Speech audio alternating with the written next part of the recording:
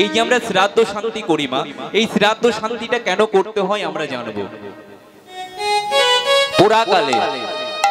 পুরাকালে এক রাজা ছিল, রাজার নাম হচ্ছে নিমি রাজা। আপনারা পড়ে থাকবেন ভাগবতে। নিমি রাজা বলে একটি রাজা ছিল, তার একটি 12 বছরের বালক ছিল বাবা। সেই বালকের মৃত্যু হয়ে যায়, অকালে মৃত্যুবরণ করে।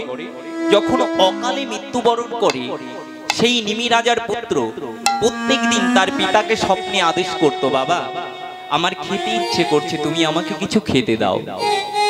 যখনই নিদ্রা যেত তখনই ওই বালক স্বপ্নে দেখা দিত বাবাকে যে তুমি আমাকে কিছু খেতে দাও, কেননা বালক তো, তার তো এখনো মরার টাইম হয়নি, সে মারা গেছে। তো রোজ যখন স্বপ্নে দেখা দিত, ওই নিমি রাজা কিছু পণ্ডিত, কিছু বৈষ্ণবদের বললেন, আমি প্রত্যেকদিন আমার সন্তানকে আমি স্বপ্নে দেখি, বলো আমি এই স্বপ্নে দেখা থেকে মুক্তি পাবো কি করে, তোমরা আমাকে উপায় করে দাও। তখন ওই বৈষ্ণব এবং ব্রাহ্মণ পণ্ডিতেরা বললেন, তুমি যদি তোমার ছেলের নামে শ্রাদ্ধ করতে পারো এবং তোমার ছেলে যা যা খেতে ভালোবাসে সমস্ত ব্রাহ্মণ বৈষ্ণবদের যদি তুমি তোমার সন্তান মনে করে সেবা দিতে পারো, দেখবে তোমার ছেলের আত্মার সদ্গতি হয়ে যাবে। মাগো, সেই দিন নিমি রাজা কি করলেন, শত শত ব্রাহ্মণ বৈষ্ণবদের ডেকে তার পুত্র যা যা খেতে ভালোবাসতো তাই তাই সেবা দিয়ে নিজের পুত্র মনে করে সবাইকে সেবা দিল। এবং সেবা দেওয়ার পরে দেখা গেল তার ছেলে আর তাকে স্বপ্নে দেখা দিল না, তার সন্তান উদ্ধার হয়ে গেল। কেন মা? শাস্ত্রে বলছি, কোনো ব্যক্তি যদি মৃত্যুবরণ করে মা, মৃত্যুবরণ করবার পরে তার আত্মাটা 12 দিন পর্যন্ত এই গৃহে থাকে, আত্মাটা 12 দিন পর্যন্ত গৃহে থাকে, তার মুক্তি হয় না। যম রাজা দেখবেন যমদূতের হাতে একটা দণ্ড থাকে বাবা, একটা চাবুকের মতো থাকে। যদি আপনারা ফটো দেখে থাকেন, যম রাজার হাতে দেখবেন একটা চাবুকের মতো দড়ি থাকে বাবা। ওই দড়িটা কি? ওটা হচ্ছে কাল পাশ। ওই পাশ দিয়ে আত্মাটাকে বন্ধন করে, বেঁধে নেয়। এই যে পুত্ররা ধরা নিয়ে জল দান করে ঝরাতে, তাই তো আপনাদের এখানে ঝরাতে জল দান করে তো, স্নান করে দেখবেন কোনো পিতা কিংবা কোনো মাতা মারা যাবার পরে ছেলেরা ধরা নিয়ে সকাল বেলায় স্নান করে মা বাবার উপলক্ষে কিছু জল দান করে কিংবা কলা দুধ দান করে, তাই তো বাবা, অর্পণ দান করে। কেন এইটা কেন অর্পণ করতে হয়? এটা করলে কি হয় মা? যে ব্যক্তি মারা গেল সেই ব্যক্তির আত্মা ঘরের চালের উপরে বসে থাকে। জেনে নিন, যে ব্যক্তি মারা গেল সেই ব্যক্তির আত্মা ঘরের চালের উপরে বসে থাকে যমদূত সঙ্গে নিয়ে। সে তো সারাদিনই কিছু খেতে পায় না, সে সারাদিন কিছু খেতে পায় না। কেন? আত্মার কি খাবার আছে নাকি? আপনারা বলবেন আত্মা কিছু সেবা পায় না, আমি বলবো সেবা পায়। কি সেবা পায়? নাকি হরিনাম সংকীর্তন সোধারস সেবা করে আত্মা। এই দেহের যেমন আমাদের আহার আছে, পরমাত্মারও একটা আহার আছে মা, সেটা কি? নাকি হরিনামামৃত সোধা। যখন যে ব্যক্তি মারা গেল সারা দিন সে অনাহারে থাকে মা, যখন তার পুত্ররা সকাল বেলায় স্নান করে ওই ঝরাতে জল দান করে, ওই জল এসে ওই অতৃপ্ত আত্মা মা সেবা করে। তাই গৌর হরি বল, হরি বল।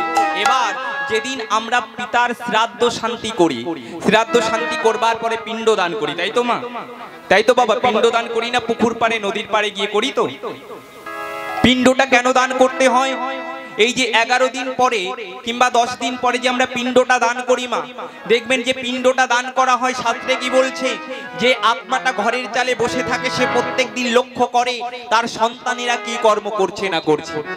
এই যে 12 দিন পরে যে ওই সন্তানেরা পিণ্ডটা দান করছে বাবা, ওই পিণ্ডটা যখন দান করে সন্তানেরা, দেখবেন ওই পিণ্ড কিছুক্ষণ পরে পিতা সূক্ষ্ম দেহ, অর্থাৎ এটা হচ্ছে স্থূল দেহ, আত্মার একটা সূক্ষ্ম দেহ আছে বাবা, যেটা চোখে দেখা যায় না, সেটা অনুভব করতে হয়। সেই সূক্ষ্ম দেহে, সেই সূক্ষ্ম দেহে সেই পিণ্ড সে গ্রহণ করে।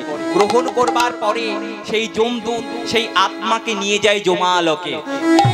এইবার জেনে নিন যে আত্মাটা 12 দিন ধরে এই ঘরে রইল মা, 12 দিন পরে 13 দিনের দিন সেই আত্মাকে নিয়ে যমদূত কোথায় যায়? নাকি ভব বৈতরণীর ঘাটে। ভব বৈতরণীর ঘাটে যেতে কদিন লাগে বাবা একটা আত্মার টাইম? নাকি 17 দিন টাইম লাগে ভব বৈতরণীর ঘাটে যেতে। এইবার 17 দিন পরে ভব বৈতরণীর ঘাটে গিয়ে সে পার হবে কিনা, তার বিচার হয়। কেমন বিচার হবে মা? যে দেখবেন যে ব্যক্তি, আমরা কীর্তনে গিয়ে অনেক শুনি, অনেক মায়েরা অনেক বাবারা বলে, বাবা আমি এত কৃষ্ণ নাম করি, এত হরি নাম করি, আমার দুঃখ ছাড়ায় না, আমি এত সৎ, আমার কষ্ট ছাড়ায় না। দেখুন বাবা, ওই কি কথা যে আমি সৎ পথে থেকে সৎ পথে ইনকাম করে আমার দুঃখ ছড়ায় না। যে ব্যক্তি অসৎ পথে আছে, দেখো সে দালানের পর দালান দিচ্ছে। বাবা বেলুন দেখেছো তো বাবা, বেলুন দেখবে যত হাওয়া দেবে ফুলবে, ফুলতে ফুলতে এক সময় কি হবে, ফেটে যাবে, তাই তো? শাস্ত্রে বলছে প্রত্যেকটা মানুষের ভিতরে দুটো কলসি আছে, একটা পাপের কলসি, একটা পুণ্যের কলসি। বাবা যে ব্যক্তি দালানের পরে দালান দিচ্ছে, যেদিন যার পাপের কলসি পরিপূর্ণ হয়ে যাবে, মাগো দেখবেন যাদের অনেক টাকা আছে, ভগবান এমন এমন এক একটা ব্যাধি দিয়ে দিচ্ছে যেটা সারানোর কোনো ঔষধই নাই, তাই তো বাবা? নাকি দেখবেন যে ব্যক্তি দোতলার উপরে শুয়ে আছে খাটে সোনার পালঙ্কে, দেখবেন তার রাত্রে ঘুম নেই মা, ঘুমের ট্যাবলেট খেয়েও তার ঘুম হচ্ছে না। তাই গৌর হরি বল মা। এই যে ব্যক্তি টাকার পরে টাকা করছে, বাড়ির পর বাড়ি করছে, বাবা তার কি হবে মৃত্যুর পরে জেনে নিন মা। শাস্ত্রে বলল যে ব্যক্তি হরি নামে আসে না, যারা হরি নামে করে না, যারা কৃষ্ণ নাম করে না, যারা বৈষ্ণব দেখলে অবমাননা করে, যারা বৈষ্ণবে দেখলে বৈষ্ণবে নিন্দা করে, তাদের গতি কি হয় জানো?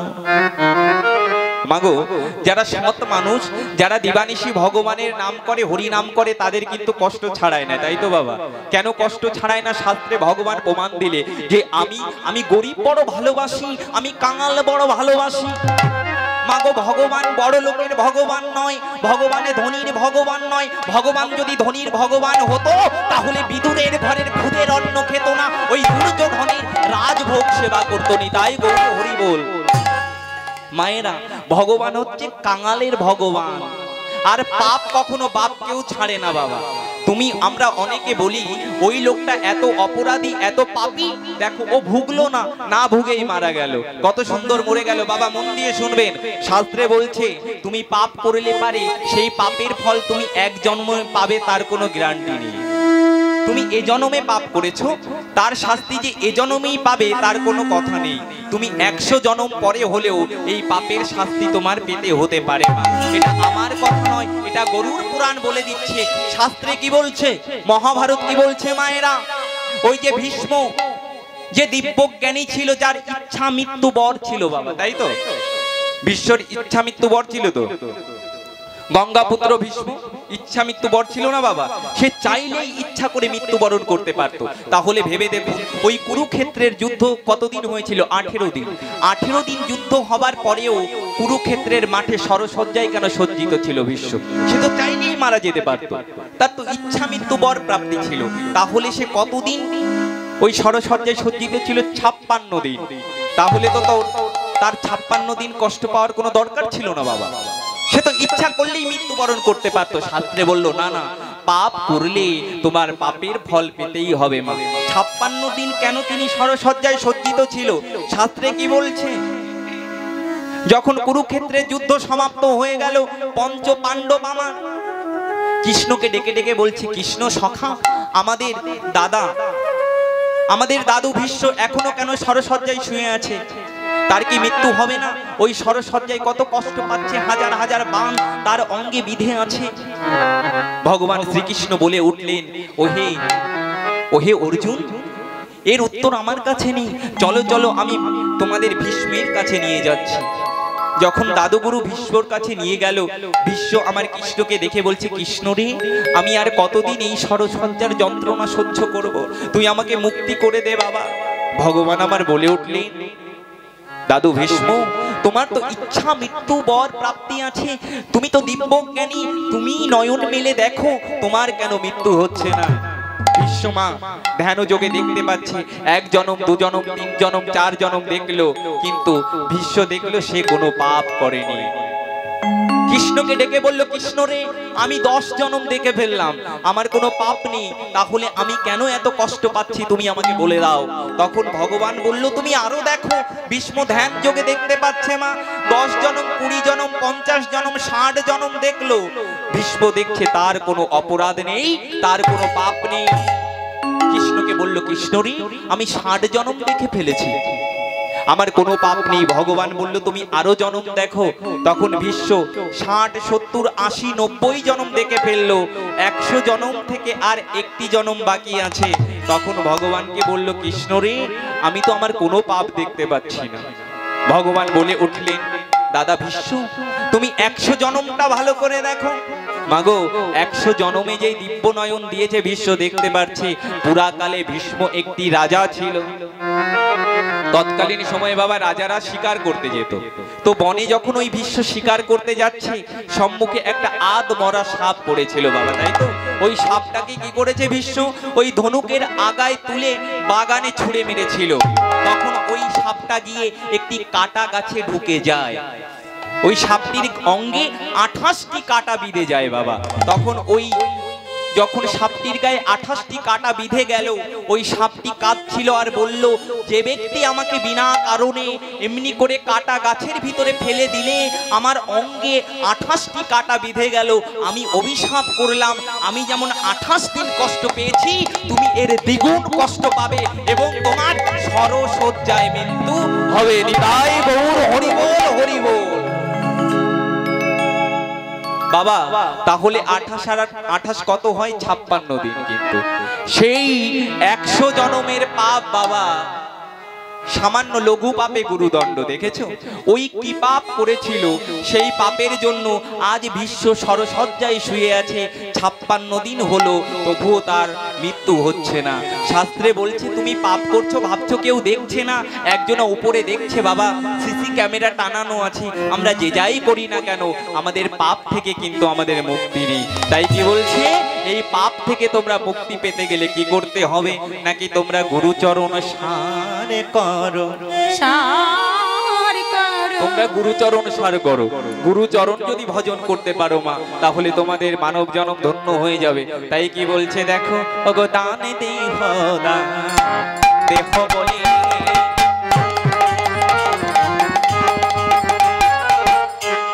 আমার গোরা ঘন ডাকে,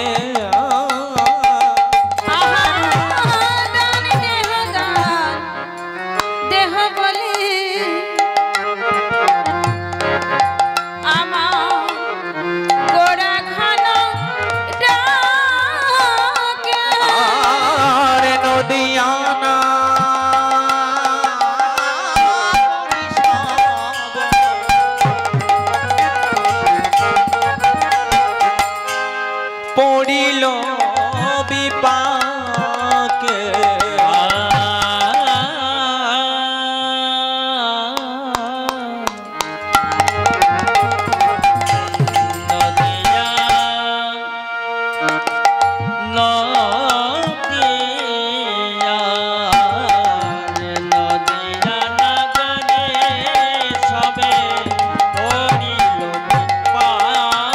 আমার গৌর রূপে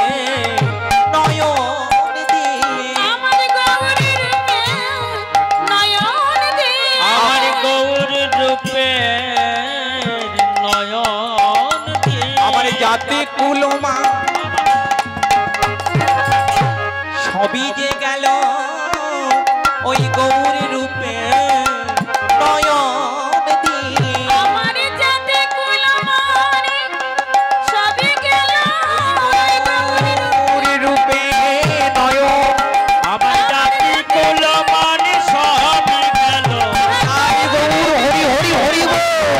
আমার জাতি কুলমা সবই গেল, আমার জাতি কুলমা সবই গেল, জাতি কুলমা সকলে গেল নদিয়ানা নগরে সব আজ পড়িল বিপাকে। ভক্তমণ্ডলী, ভক্তিমতী মায়েরা, গৌর হরি আমার কি বলছে, তোমরা আমাকে দান দাও মা। দান কথার অর্থ হচ্ছে কর, ট্যাক্স। মাগো আমরা যে বাড়িতে আছি, আমাদের কিন্তু ট্যাক্স কাটতে হয়। এই যে আপনাদের এখানে এসেছি, রাস্তায় 2 জায়গায় আমার ট্যাক্স দিতে হয়েছে, টোল ট্যাক্স। তো ভগবান বলছে যে আমরা এই পৃথিবীতে আছি বাবা, পৃথিবীতে থাকতে গেলে যেমন আমাদের ট্যাক্স দিতে হয়, কর দিতে হয়, তো ভগবান আমাদের এত সুন্দর একটা শরীর দিয়েছে, এই শরীরের তো একটা ট্যাক্স আছে, তাই না? ভগবান আমার কি বললেন, ভক্তিবতী মায়েরা চুপ করে বসুন, কথা বলবেন না। বাবা গৌর হরি কি বললেন, আমাকে তোমরা দান দাও, কি দান? নাকি তোমাদের দেহটা দান দাও। এই দেহটা ভগবান কি বললেন বুঝতে হবে, বলছে তোমরা আমাকে দান করো। ভগবান আমার বলছে কি দান? নদিয়া নাগরিকগণ আমার ভগবানকে বলছে কি দান চাইছো তুমি? ভগবান আমারে বললেন তোমাদের যে সুন্দর শরীরে দান করেছো, এই সুন্দর শরীরে তোমরা বসতে করো। মাগো আমাদের যে শরীরের ভিতরে একটা জাতীয় সড়ক আছে, কি সড়ক বাবা? নাকি এই যে শ্বাস প্রশ্বাস নিচ্ছি আমরা, এই শ্বাস আর প্রশ্বাস আসা যাওয়া যদি একবার আমাদের বন্ধ হয়ে যায় বাবা, তাহলে কিন্তু আমরা নিতাই গৌর হরি বল হয়ে যাব। এই যে আমাদের সুন্দর দেহটা বাবা, আমরা যখন জমিতে চাষ করি, ওই জমিতে কিন্তু আমাদের চাষ করবার পরে ফসল ফলে, ওই ফসলটা আমরা বাজারে গিয়ে বিক্রি করে দিই, কিন্তু সেই জমিতে কিন্তু চাষ করবার আগে জমি রেজিস্ট্রি করতে গেলে আমাদের ট্যাক্স দিতে হয়, কর না কাটলে কিন্তু জমি রেজিস্ট্রি হয় না। তেমন ভগবান আমার বললেন এই যে তোমার সুন্দর ভজনযোগ্য দেহ দিয়েছি, এই ভজনযোগ্য দেহের ট্যাক্স তোমরা কোথায় দিয়েছো বলো? তোমাদের দেহের ট্যাক্সটা কোথায় দিয়েছো? তোমরা আমাকে ট্যাক্স দান করো। ভগবান বললো আমাদের ট্যাক্স দাও, কিন্তু আমরা বুঝতে পারলাম না ভগবানের কাছে ভগবান কি ধন চাইছে আমাদের কাছে। আমরা ভগবানের কাছে বললাম হে ভগবান, তুমি যে আমাদের দেহ দান বলছো, এই দেহ তো আমার নেই। মায়েরা মন দিয়ে শুনবেন, যেদিন আপনাদের বিবাহ হয়েছিল এই দেহটা কিন্তু আপনারা আপনাদের স্বামীকে দিয়ে দিয়েছেন, তাই আপনারা অর্ধাঙ্গিনী। এই দেহটা বিবাহের পরে স্বামীকে দিলাম, যখন আমাদের সন্তান হলো বুকের দুগ্ধ সন্তানকে দিলাম। এই মনটা আমার বন্ধু বান্ধব আত্মীয় স্বজন পরিবারকে দিতে দিতে আমাদের কাছে আর কিছু নেই। ভগবান আমারে বললেন তোমরা দেহটা দাও। আমরা ভগবানকে বললাম হে ভগবান, তুমি যে দেহের কথা বলছো, এই দেহ তো আমার আর দেহ নেই, এই দেহ তো আমার ভজনের অযোগ্য হয়ে গেছে, এই দেহ তো উৎসৃষ্ট হয়ে গেছে। আরামে বাবা, ভগবানের সেবায় কিন্তু উৎসৃষ্ট বস্তু সেবায় লাগে না। ভগবানকে আপনি কিছু খেয়ে সেবা দিতে পারবেন। এক নাগরী বলে উঠলে হে গৌর হরি, এই দেহের ভিতরে তো কত কামনা, কত বাসনা, এই দেহ তো আমার পাপে পরিপূর্ণ, এই দেহ তো তোমার চরণে দেবার যোগ্য নাই, এই দেহ তো ভজনের অযোগ্য হয়ে গেল, এই দেহ তো তোমায় দেওয়া যাবে না। আমি শুনেছি এই জগতে যাকে সেবার অযোগ্য বলে, তুমি সেই বস্তুটাকে মহাপ্রসাদ বলে গ্রহণ করো। হে ভগবান, তুমি তো আমাকে ধন দাও না, তুমি তো আমাকে ঐশ্বর্য দাওনি, আমি তো তোমার চরণে কিছু দিতে পারলাম না। আমার করে পুত্র, আমার বন্ধু, আমার বান্ধব, আমার করে আমার বেলা চলে গেল, চলে গেল, আমি হরি গুরু সেবায় লাগলাম না, লাগলাম না। কখনে যেন আমার বেলা চলে গেল। হে ভগবান, আমারই তো তোমার চরণে কিছু দেবার নাই, তাই আমি তোমার চরণে আমার এই সেবার অযোগ্য দেহ তোমাকে দান করলাম। হে গোবিন্দ, হে গৌর হরি, তুমি নিজ গুণে কৃপা করে দয়া করে তোমার গুণ দিয়ে আমার এই পাপী দেহকে তুমি সেবারে যোগ্য করে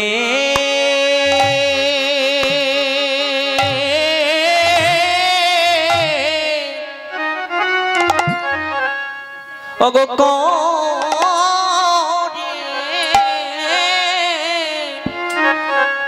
করে নিও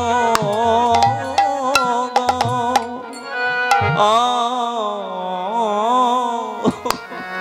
হে গোবিন্দ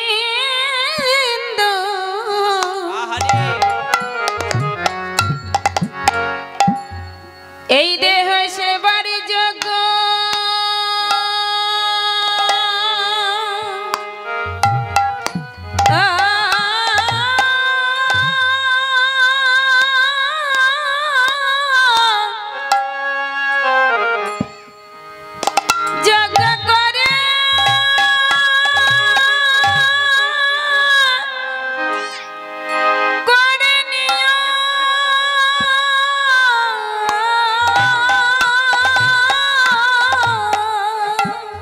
বলো বলো আমার হে গোবিন্দ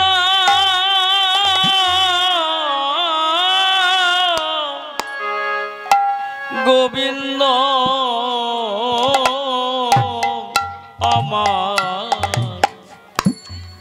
আমার সেবার যোগ্য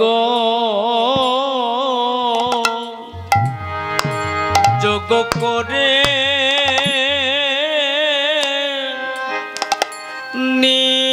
নিও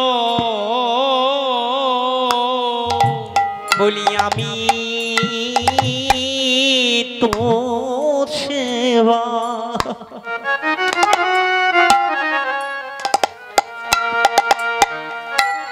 সেবারে কিছু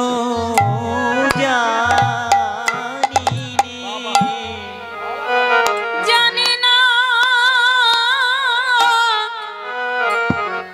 ওগো তুমি নিজ গুণে সেবা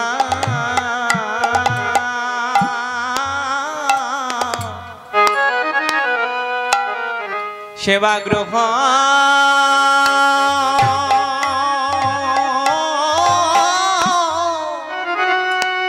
গ্রহণ করো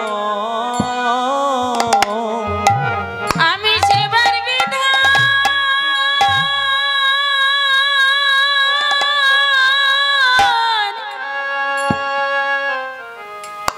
আমি জানি না গো।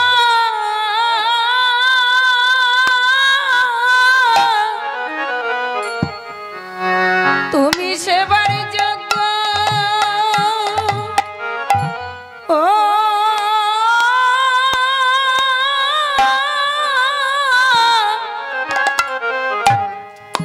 করে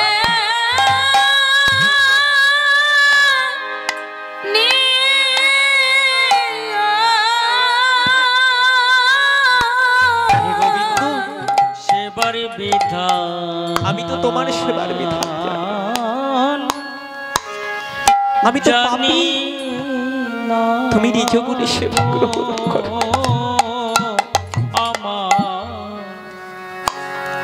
আমার সেবার যোগ্য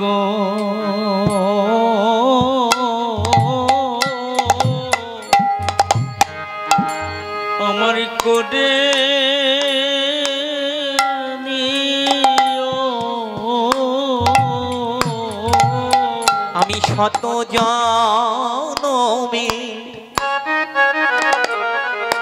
জনমের অপরাধী